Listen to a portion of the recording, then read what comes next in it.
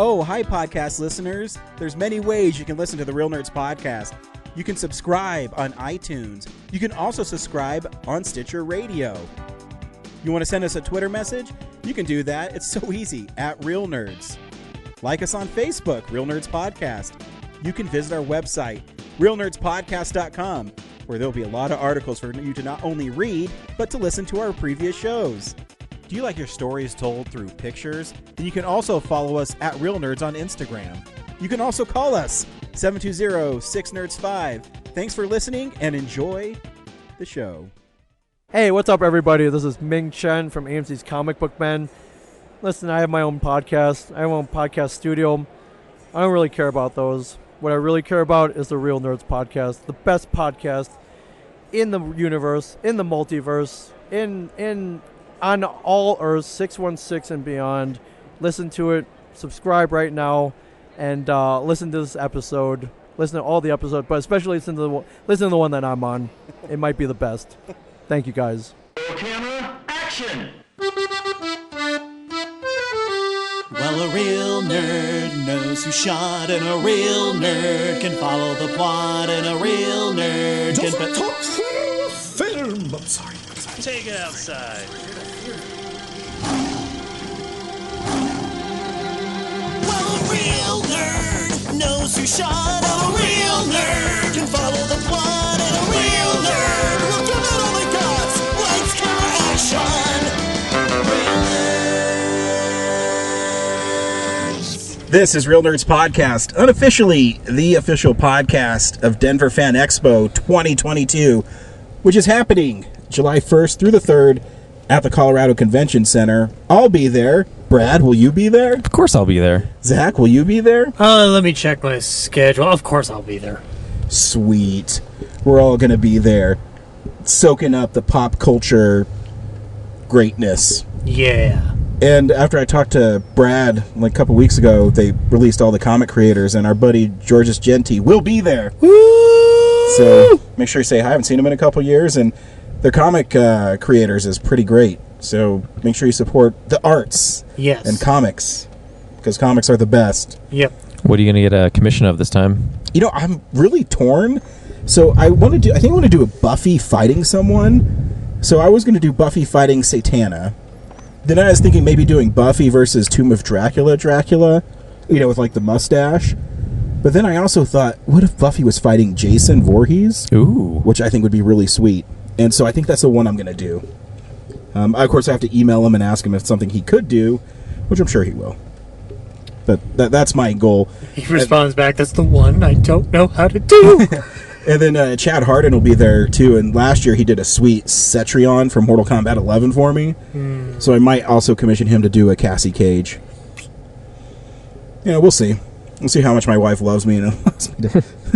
Do you think his skills are up to Looney Tunes level? Like he would commission a Daffy Duck from he draws like little kid versions of superheroes and stuff, so he might be able to do it. I don't know. Ooh, Kid Willem Dafoe as Green Goblin. He probably could do that. Ooh. Obviously, he's really good at likenesses because he does Buffy. I'm gonna spend money I don't have. He's not unreasonable. I think if you just do a head bust, it's like $75. Okay, that's not... If you do a full body, it's like $250. Okay, so I'm not going to ask for the helmet then. It's just going to be Willem Dafoe smiling. Sure, you could do it. And if it's a little secret to our listeners out there too, if you pick a character that they don't normally do, it really piques their interest.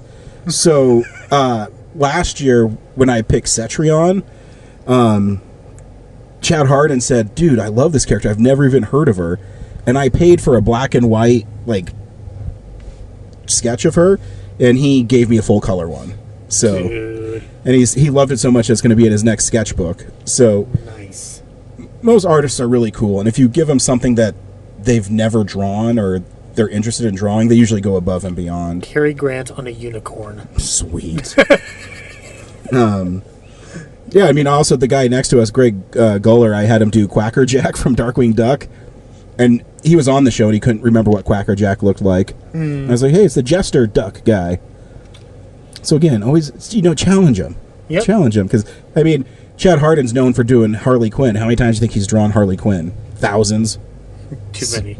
So yeah, so Too many fucking times. when you pick like Cassie Cage, probably make a sweet one. Yeah. So make sure you see us there. Every week on Real Nerds Podcasts, we see a new movie and we podcast our experience to the world. This week we saw Doctor Strange in the Multiverse of Madness. Stay tuned very soon. We'll tell you if we recommend the film, play the trailer, and then spoil it, because again, it's an MCU movie, so it will be spoiled. And yeah, that's what we do. We also talk about some movie news, the great Hollywood comeback. I mean, Hollywood never left our hearts, right, guys? Of course not. I mean, I need a little help in this podcast. I can't be the only one talking. No, it's a fair question, and the answer is no, it never left my heart, but it keeps threatening to leave. And I'll be honest, Brad, it's really weird that you're sitting behind me, because I don't know what's happening. Yeah, well, I'm here to just double check all your opinions. So Should we provide context? We just got out of Doctor Strange Yes, in the it Multiverse is of Madness. 1:23 in the morning. Yeah. whenever you get stuck, I'm just going to whisper in your ear the right answer. We're broadcasting live from a parking You're lot, like guys. you're like my Darkhold. I'm what's that guy from the Two Towers? Oh, Worm fuck. Tongue. Give Yes. a worm tongue. Nice pull. Batman's the best superhero. So Batman is. So yeah, I feel bad because Corinne sent me a message and said, "Hey, when are you guys recording the Multiverse of Madness episode?" Too late for you. Yep, sorry. You're gonna have to send in your opinion. Corinne. Sorry, Corinne. It is kind of a dick move, but yeah. When it's big movies, we like to record all at once, and you know, Yep. our schedules suck donkey balls so much that we miss going to movies together. So most of us are here at this Yeah. movie. Hey, I have to work Exactly. tomorrow too, and I stayed up late. So Yeah. Yep.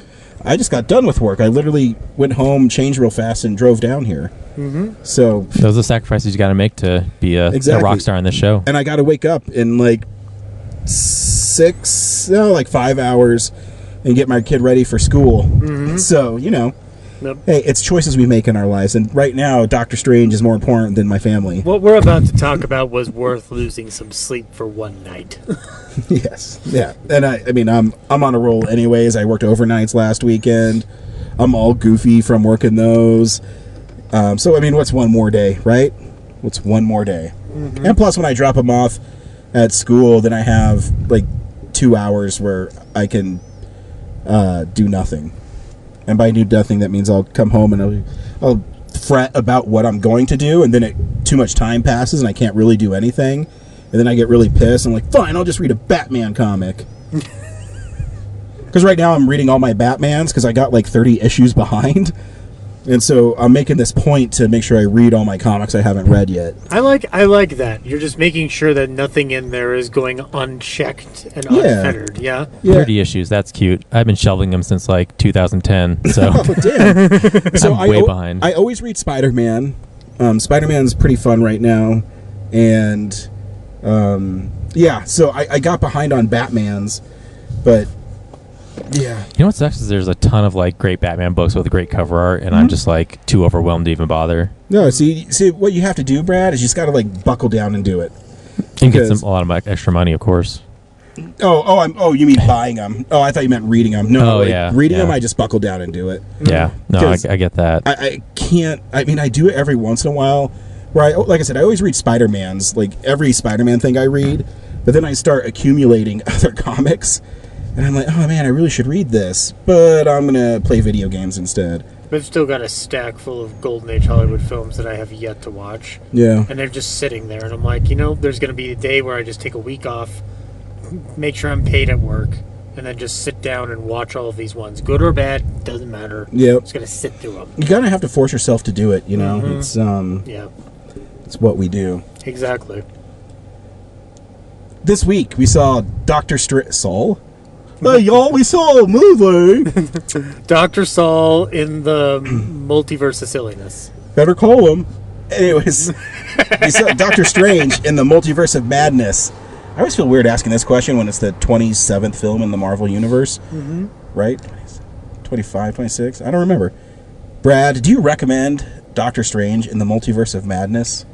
I mean, why bother? It's a Marvel movie. If you like Marvel, you're going to go see it. And if you like Marvel movies and you're not going to go see it, I don't know what's wrong with you. Yeah. Because these all require, connections to other movies that have been made to understand, Yeah, I thought it was interesting. It was a little.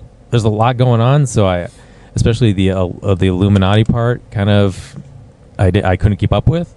But overall, like I dug a lot of the, I guess, horror aesthetic and like some of the, propelling the whole Marvel universe forward. The only thing I was struggling a bit was feeling like if, I tried to put myself in the position of someone who didn't watch the TV shows on Disney Plus, and maybe missed the Spider-Man movie, like how lost I think they would be with this movie because it relies so heavily on what else is going on in the rest of the Marvel universe. I will never have that be able to accurately have that perspective, but I thought there's a lot of fun things in there. But I'm still kind of trying to process it. Zach? Well, to address Brad real quick, I still have not seen WandaVision, and I caught up pretty. I caught on as well as one can. I'm still gonna watch it. Should people see Doctor Strange in the Multiverse of Madness? Fuck yeah, you should. I'm really happy that Sam Raimi decided to board this because I loved the identity he brought to the movie. I loved seeing horror imagery and pushing that PG-13 rating as far as they could. I want more of. I want him back. Can he do Avengers next? Because he can make it spooky or something like that. It's so much fun. We need to talk about it in spoilers, though, because all the things I want to talk about are spoilers. So go see it. It's fun. It's fantastic. And it's under 2.5 hours, which is nice. I'll just piggyback on both of you. It's a really fun movie. There is tons going on. And I'm not just talking about story, I mean visually. Mm-hmm. So it's a movie that I definitely want to see again. And I actually want to see in 3D, which I haven't said about a film in a long time. And there's trademark Raimi stuff, the door slamming with the Dutch angles. The horror elements. Between this and the Batman, I mean, they're pushing PG-13 pretty far. Yeah. It's the first one that I've seen that I go, man, can I take Kellen to this? I think he'll be okay because he likes spooky things. But there is a level of violence in this movie that I think it's awesome. He's seen Army of Darkness. He'll be fine. Yeah, it's true. So, definitely go see it. Here is the trailer for Doctor Strange in the Multiverse of Madness. Don't cast that spell. It's too dangerous. Why? We tampered with the stability of space-time. The multiverse is a concept about which we know frighteningly little. Your desecration of reality will not go unpunished.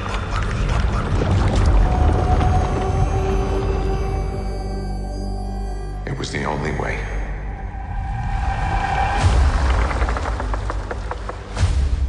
But I never meant for any of this to happen.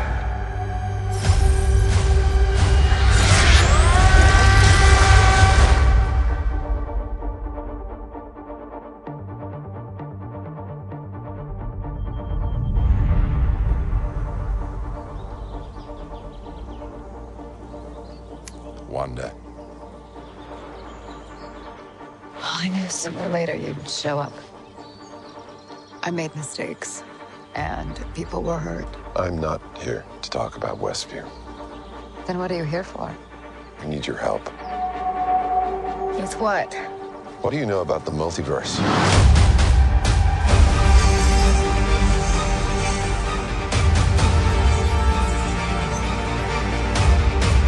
I'm sorry, Stephen.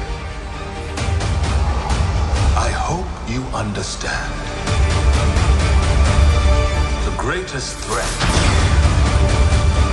to our universe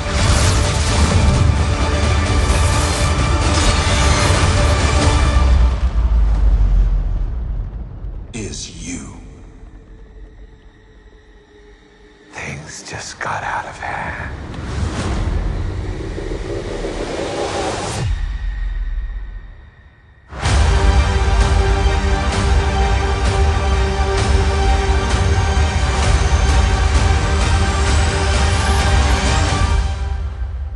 Hey, let's find out what Doc Strange is doing right after Spider-Man No Way Home. remember, he doesn't remember Peter Parker as Spider-Man, spoilers, and so all he knows is that he helped Spider-Man with a multiverse problem, and he's... an interesting theme throughout the film is everyone asking him if he's happy, and he's lying to himself about if he is happy, and Christine has moved on and has got married to someone else, because I'm guessing she didn't get dusted in the blip, and, Doc Strange obviously did, and so he comes back and life's moved on. So did Michael Stolberg. He got dusted too. Yep. Was he in the first movie? Because I don't remember that. Yes, he was. I forgot he was in the first movie. I haven't seen the first movie since the theater, so... It's so weird that he's credited on that poster and he's literally there for that one scene and that's it. What did he do in the first one? I think he was working at the doctor's office. Oh, he was a rival surgeon, right? Yeah. Okay. Yeah. Yeah, and so he, Doctor Strange is haunted by a dream of this young woman named America Chavez, who has the ability to jump between multiverses, but she doesn't understand her power. And she's being tracked by a demon, which I love the reveal that Scarlet Witch is the actual villain of this movie. Yeah, that was shocking. Which I kind of got a sense of. Yeah, you got a sense of it, because in the trailer they have that... She has that one line, she says, "You mess with the multiverse and you're a hero. I mess with it and I'm a bad guy." That doesn't seem fair. Yeah, that's... But just how how mean she is in this, and what lengths she's going to, which is that's maybe the only thing that you're missing if you haven't seen WandaVision, is she created a whole world where her kids are there and Vision's alive, and so she wants to go back to that. She wants to feel the love she had for her kids, and which is a little frustrating because that series ended with her admitting that she screwed up and she was going to turn the page and get over it, and she didn't. No, there's that little tag scene where she's messing around with the Darkhold. Yeah, it seemed like she was going to use it to forget things, but apparently she just doubled down. Yeah, and which sucks. If you think that the best way to make a difference or to get away is say, no, I've learned my lesson, and then she's actually, and I think the Scarlet Witch costume looks awesome. And it's isn't it a constant issue with Wanda that she's always kind of like straddling this line in the comics. And I know she causes more than enough issues with X-Men in their history. We'll talk in a second. But yes, yeah. But she crosses the line in this one for sure. Yes, she does. And it also gives Raimi the go-ahead to kind of turn her into a... She's a monster. Yeah, she's a monster. She slaughters she's tons of heroes. You could say she's a deadite now. Yeah. Kind of. She certainly has the look of one, like an evil look about her. Yeah, no, I love the the black on the fingertips. I think it's a cool look, which Agatha Harkness had in WandaVision. But and I liked watching Raimi pull a Hall of Mirrors scene, like as far back as. Did you ever think watching The Lady from Shanghai that you'd start seeing this shit in Marvel movies? But goddamn it, that whole Hall of Mirrors scene, and then they're going she's using the reflections, and they just start covering every puddle. It was just so much fun. I mean, it's a trip, and you need a director like Raimi who understands the visual medium of it. I mean, when they're busting through different multiverses, it's a lot's happening, but you can identify each one. Which he's the right director for something like this. Agreed. It's interesting when you think that he hasn't made a movie in 13 years. And I mean, it's kind of sad. But is it 8, 9? When did Oz come out? 2013. So 8 years. Yeah, 8 years. Hey, you wouldn't have known it. Picked up that camera right there and brought in a giant squid monster right from the get-go.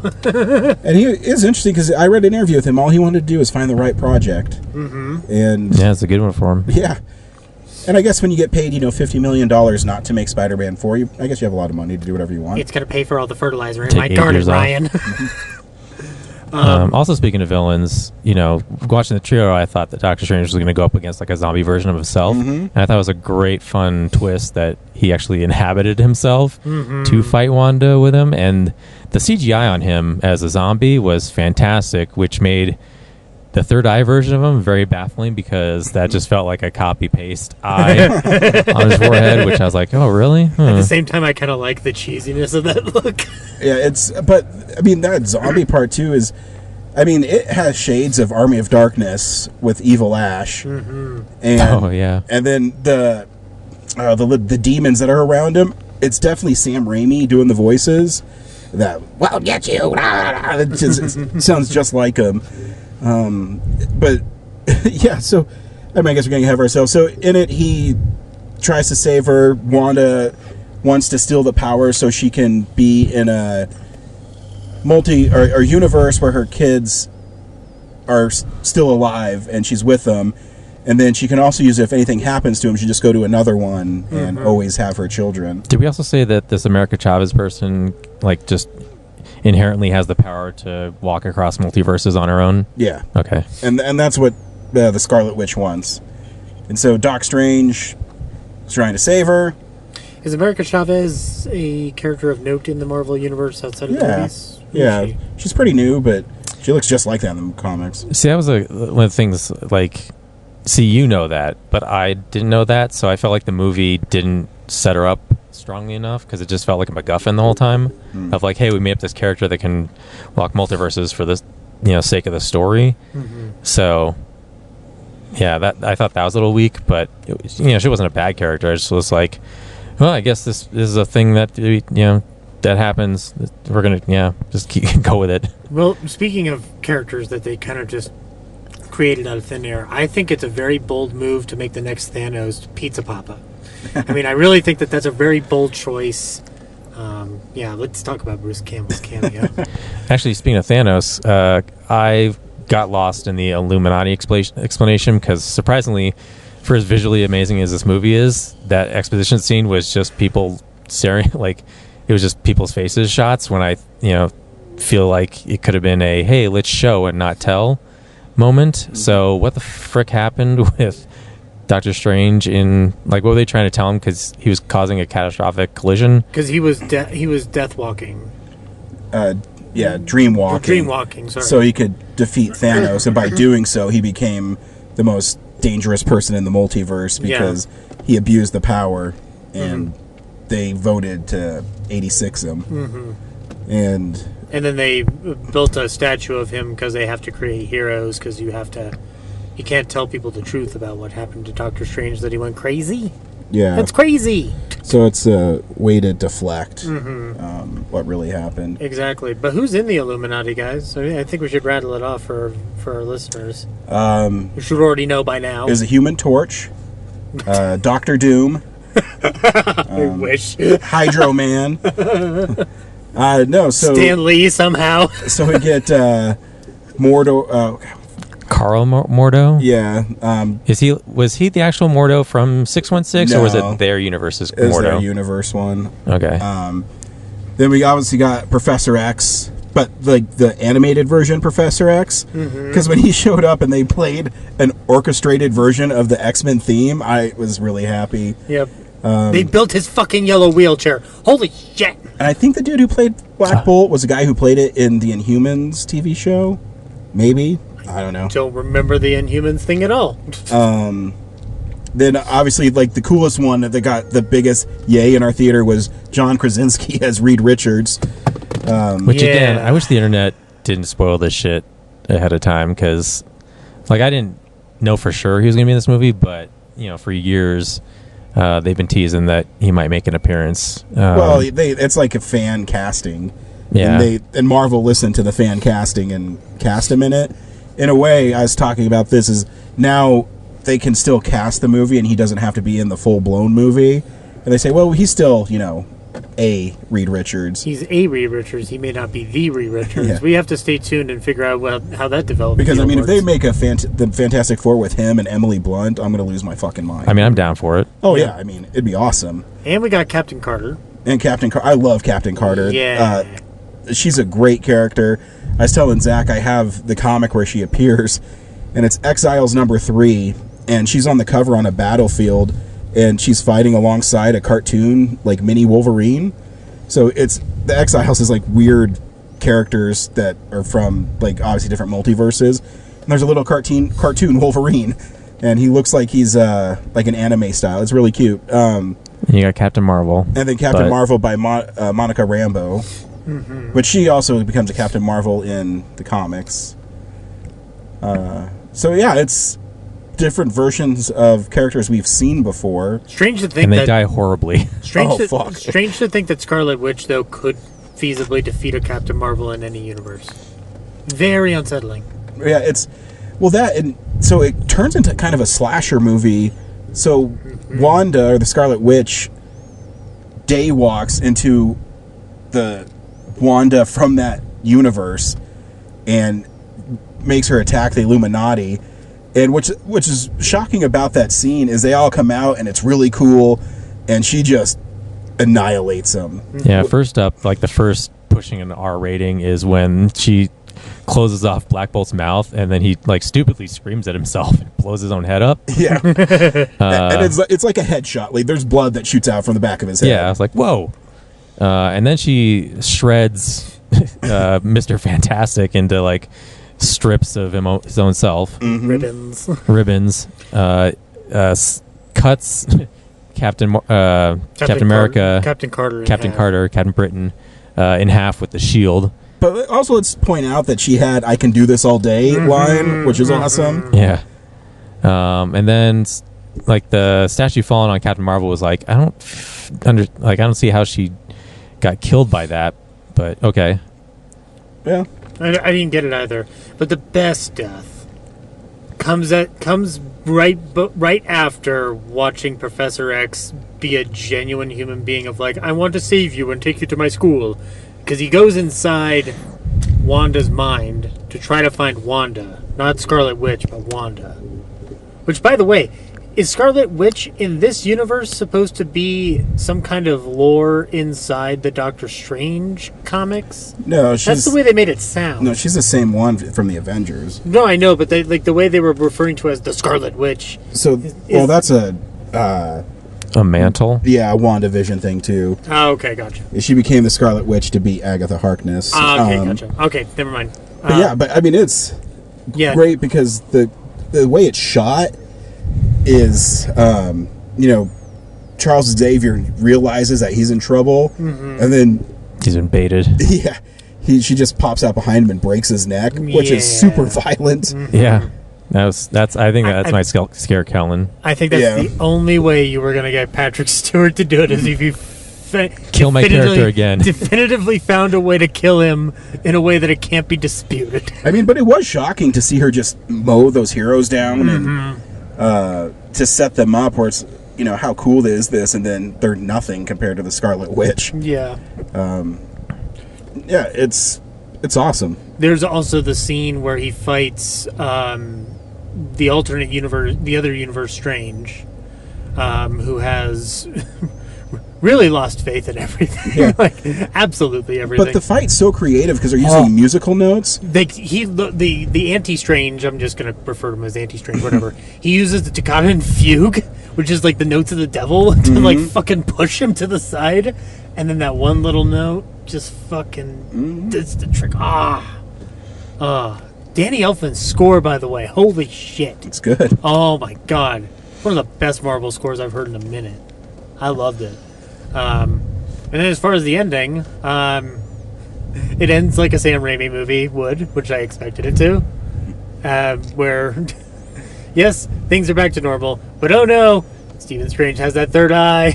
I know. I really wanted when he met like the evil Steve Strange, if he said, "You're good, Doctor Strange, and I'm bad, Doctor Strange." I don't get what I want in my life, but I mean I know why it's not in there, but there's some Evil Dead references, and I'm down with it. Yeah, one of them is the Pizza Papa. That is an Evil Dead reference. He literally Doctor Strange gets Bruce Campbell to punch himself in the face a for bunch. 3 weeks. For 3 weeks.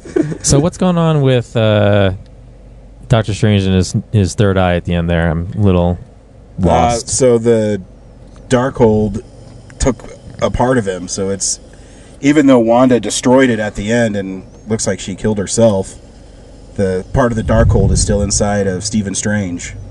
Oh, yeah, we didn't mention that too.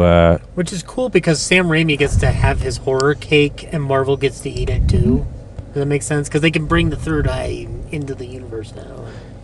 I was going to say, one of the things I was frustrated with was how Wanda couldn't see how her plan was never going to work, because when she finally, approaches those kids and they're terrified of her, and earlier Strange says, like, you have to replace the Wanda in all those worlds to get to those kids, and are you really going to be able to do that? And then it takes the end of the movie for her to be in that moment to finally realize that it's not going to work, and that she has become a monster. And I'm so baffled that she doesn't see like how Vision would disapprove of all of this, and she does it anyway. So yeah, it's kind of a frustrating character arc. But it gives Raimi something to play with, which is interesting. Which is, it's an insular kind of like human story about the consequences of the entirety of the first 4 phases. So like, it is really it's the Wanda movie. I haven't seen the TV show, so just bear with me. It's the Wanda movie that reckons with Wanda's frustration over what happened in Infinity War and Endgame, in a way that the movie audience can discern and appreciate. Like, he literally filmed. Raimi's a good fucking director, not just for the horror shit, because those scenes where she realizes what she's done, he shoots it so fucking beautifully. Like, the pain on Wanda's face is just, it's great stuff, man. Yeah, I mean, the only pushback I would have is she's already damaged from her time with either Ultron or Hydra. And when she tries to fix it in WandaVision, it backfires, and then all she has left is vengeance. I'm vengeance. He's hope. And then the first post-credit scene, I guess Charlize Theron's in the universe now. She plays Clea. I'm glad she got out of which Don is Toretto's prison. Sorceress from the comics, and I think she becomes Doctor Strange's wife. I'm not as well versed in Doc Strange stuff. When he pops up in Spider-Man or fights Dracula, I have him. But his stuff's always been weird. But yeah, Clea's another sorceress, and which is really fascinating too, because Benedict Cumberbatch said he's not going to play Doctor Strange for a while, and then at the end it says Doctor Strange will return. Well, the last one was like 2016, so it's been 7 years. What he meant 5 is years, that 6 years. What he meant is that original Doctor Strange won't return. Zombie Doctor Strange though, will return. Third Eye Doctor Strange.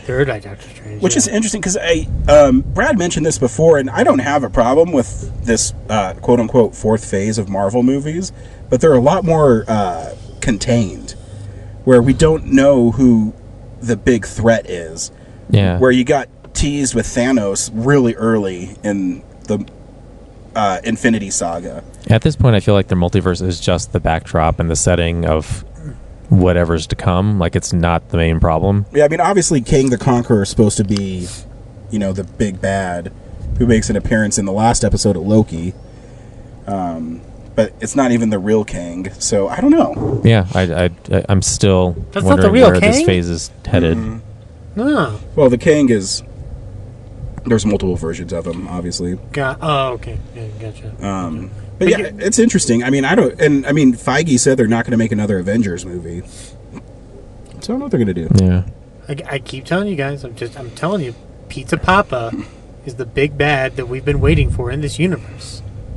I'm not joking. I want Bruce Campbell to somehow be the villain, the overarching villain of the new Marvel franchise. How do we know he's not actually Mysterio? Maybe he just is. Just because Sam Raimi wouldn't give it to him doesn't mean some other director can't pick it up and go, Bruce, I'm gonna fix this. I swear to God, I am. Yeah, and there's still no sense that they're setting up Fantastic Four or the X-Men, which is kind of a bummer. But yeah, I mean, all you got is, obviously they're part of the universe now, so we'll see. I mean, they're obviously making a Fantastic Four movie. Taron Egerton's been cast as Wolverine, from what I was told, which is interesting. I mean, the only thing I will say about it, I liked seeing those things, but the other thing I was just like, wow, that's what billions of dollars bought you, is 10 to 15 minutes of screen time. All right.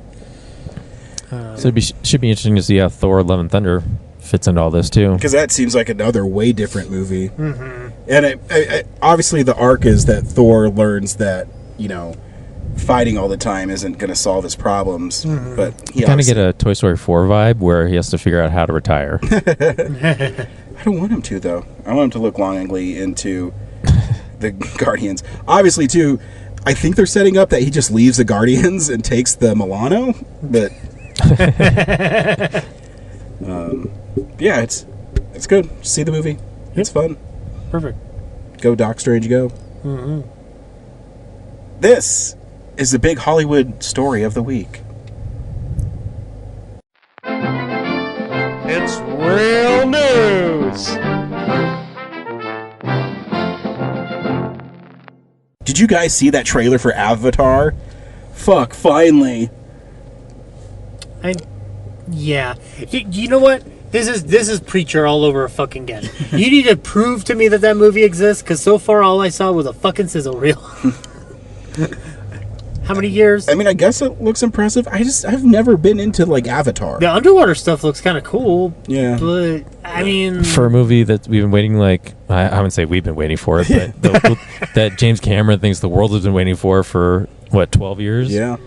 13 years? Yeah, something like that. I didn't see it. It didn't seem that different from what I saw 13 years ago. No, but the humans and the blue people are working together. But aren't, like, the humans inside robot bodies? So, like, how are they... You know, I don't know. I don't remember. I saw Avatar once in theaters. And I have the Blu-ray because my dad gave it to me. And he says, hey, you like movies? And here you go. I said, thanks. And it's been on my shelf ever since. There you go. So, like, when this, like, Jake Sully Navi guy is, like, impregnating... Oh, that's the name. Navi, yeah. Yeah, Navi, impregnating, I guess, his wife or chosen one or whatever. And they're all, like, building the city together. He's, like, in a cryo tube somewhere the whole time, just chilling out. Like, right? I don't get it. Yeah, I don't get it either. Can Pizza Papa be in this movie? We hope. I mean, Damn it. I was surprised to see the trailer before the film. Yeah, no, I was shocked. But the moment I saw Lightstorm, I was like, what? Holy fuck, we're getting that? So, yeah. Also, The Way of Water. Yeah, when Just call it Avatar 2. CinemaCon had their thing last week, and I was reading that people were, like, really impressed with it. So, I don't know. Maybe they got 3D glasses to watch the trailer, perhaps? But they also said that Top Gun Maverick's going to be the movie of the summer. That is that awesome. Oh, we didn't get Tom Cruise's Iron Man in this movie. Oh, yeah. See, like, the internet has been spoiling that for me for months, so I expected that. And, yeah, he didn't show up in Multiverse of Madness after all. That'd be sweet, though. Can you imagine? Yeah. Yeah, you know. no. Yeah, no, we got that Way of Water trailer. Yeah. It's a thing. I mean... Yeah, Hollywood was kind of quiet this week. I mean, some dude tried to attack Dave Chappelle on a stage. Yeah. And then I read that Jamie Foxx beat the fuck out of him. So, good for Jamie. He's not facing any felony charges. Did he give the guy the shocker? Oh, that'd have been sweet. It's like, I like the new me. Wait, but yeah, he was Electro. Damn it. Yeah. No felony charges for the man who assaulted Dave Chappelle. It's No. all misdemeanor charges posted. So. Yeah. Wow, it's like Will Smith created something new. And it's not a good movie. Anyways. So yeah, slow week in Hollywood, but... I mean, there is some positive news. The Everything Everywhere All at Once is still gaining traction, and I think just today it posted #1 numbers. Nice. Now, it's granted it's in the hundreds of thousands, but that's still great for a movie to just gain that kind of traction. If we're going to talk about stuff we talked about last week, we can talk about how Neil Adams died. Yeah, that's true. Yeah. Neil Adams passing. You weren't there, Ryan. Your thoughts on Neil Adams passing? He was a great artist. Damn right. He always had the biggest booth at Comic-Con, and he always charged tons of money. I found out I do have one of his covers. I have the one where the Beatles are on it. Oh. Or the analog, or the sort of Beatles are on it with Batman. So. Yeah, Batman in the 60s and 70s is fucking weird. Is Batman Yoko? Is that how that happened? No, but there's like, on the cover, there's like a dialogue bubble, and it has something about like John Lennon dead, dying. Right? Yeah. It's Like Batman, before he died, it's like, whoa, that's weird. Yeah, Batman in the 60s and 70s is not good.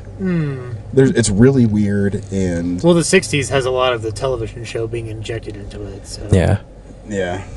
I mean, I I went to a Mile High Comics auction on Saturday, and I won a lot for $1, so I just got everything that was in it. And so I got some VHS of Star Wars Special Edition. There you go. Some random fucking comics. So if you're looking for a Goosebumps comic, I got it. Retailer incentive, guys. Hell Retailer yeah. incentive. Yeah, but Neil Adams, he changed. They made Batman more serious. They changed the Joker back to being a homicidal kind of crazy guy, and he always had the biggest booth, and he charged a lot of money for his sketches. And Jon Stewart as Green Lantern. Yeah. So, Damn right. hey, this is the big Hollywood comeback.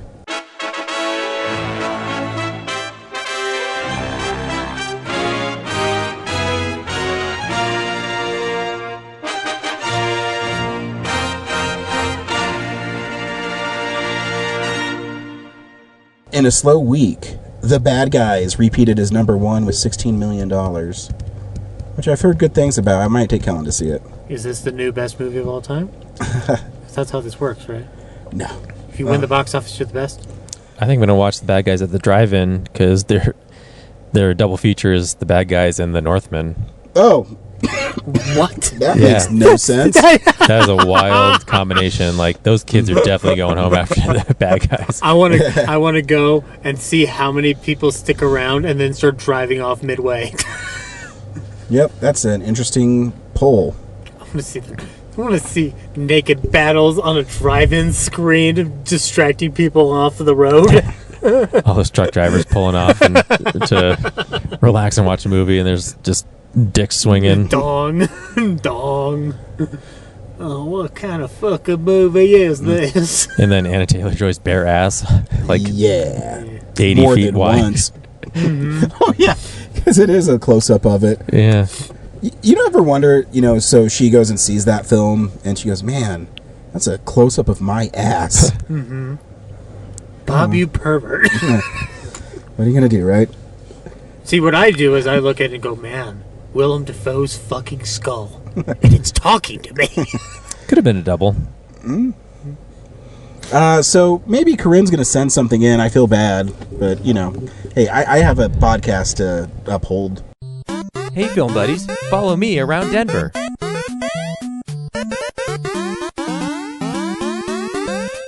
This week, the late night Esquire movie is Suspiria from 1977, not the remake. So that's May 13th and 14th, and the next week, the 20th and 21st, they're doing National Treasure. Go ahead and check that out. And then at the drive-in, the 88 drive-in is doing The Bad Guys and Uncharted as their double feature. They're down to 2 movies a night from now on, which makes sense because a lot of the times I was there, the third movie, a lot of people were gone. So good way to cut costs. And then at the Holiday Twin drive-in, on their 2 screens, the first one has Doctor Strange and Death on the Nile, and the second has Bad Guys and Sonic 2.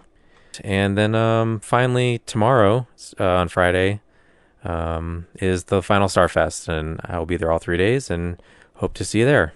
Go to starfest.com to get your tickets or show up and try to get them. Come celebrate the end of a 45-year run. And that's what's going on around town. So yeah, next week is Film Explosion 1992. So make sure you send us your lists. When are we going to do it? Because I'll be at Starfest. I don't know. I thought we were doing Firestarter next week and then Film Explosion. So now I'm. Wait, did you guys decide that last week? Because I thought it was the week after Doctor Strange. I've just been following Brad's lead on this one. He said Firestarter, and I was like, right on, Zac Efron in a Blumhouse movie. Yeah, that's what I thought it was. So you changed it, Brad, and I don't know? I thought we talked about it, but... Nope. Yeah, I don't know. Because I'll be at Starfest. Well, if there's one thing I know about the real nerds, we'll figure it out because we always do. Yeah, I mean, I posted today that it's going to be next week, but I can always change it. Yeah, we've done it before. Yep. But yeah, I have a room there. I'll literally be at Starfest. Claim it's multi. What time are you done at Starfest? I think they wrap up like at 5 or something. So I might go golfing. We can always do it after. Yeah. Or you could, or we don't have to. If you change it, just claim that you're a different universe Ryan who made that posting. Yes, he dreamwalked into your universe here and made you do the film explosion early. Yeah, my God, Ryan. But then you kicked his ass out. Are you Pizza Papa? I wish. You kicked his ass out, and now you're in control of this universe again. 616, baby. Yeah. Sweet. So we'll figure it out. See you next week. See you at the movies. Bye. Pizza Papa always gets paid. Bye. It's over. Well, a real nerd knows who shot. A real nerd can follow the plot. And a real nerd will give it all they got. Lights, camera, action. Real nerds. Thanks for listening to Real Nerds Podcast, a Nebulous Visions production. Stream or download episodes, read articles at realnerdspodcast.com. Stream us on Apple or Google Podcasts, Stitcher, Spotify, or iHeartRadio. Follow us on Facebook, Real Nerds Podcast, Twitter and Instagram at Real Nerds. Watch us on YouTube, Real Nerds Podcast. Email us at realnerds@gmail.com. Call us at 720-6nerds5. Thank you to Sparks Mandrill, Mike at Plan 9 Studios, and Bolognium for all of our groovy theme songs. And that's how you fucking do it.